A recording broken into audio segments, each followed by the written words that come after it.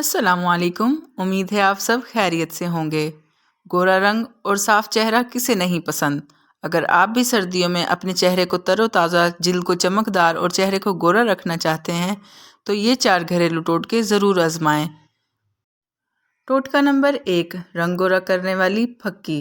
अज्जा: गुलाब की सूखी पत्तियाँ 2 खाने के चम्मच, नीम के पत्तों का पाउडर 2 खाने के चम्मच, छोटी इलायची 15 से 20 अदद, सौंफ 2 खाने के चम्मच। बनाने और इस्तेमाल करने का तरीका: इन सब अज्जा को मिक्स करके पाउडर बना लें। सुबह शाम खाएं, इससे आपका रंग गोरा भी होगा और खून भी साफ होगा।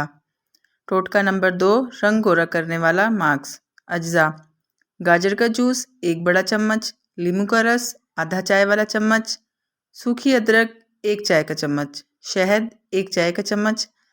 बनाने और इस्तेमाल करने का तरीका: इन सब चीज़ों को मिक्स करके 20 मिनट के लिए चेहरे पर लगाएं।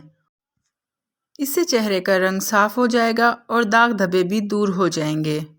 टोटका नंबर 3, रंग गोरा करने के लिए। अज्जा: बेसन 1 चम्मच, खुश्क दूध 1 चम्मच, टमाटर का जूस 2 चम्मच।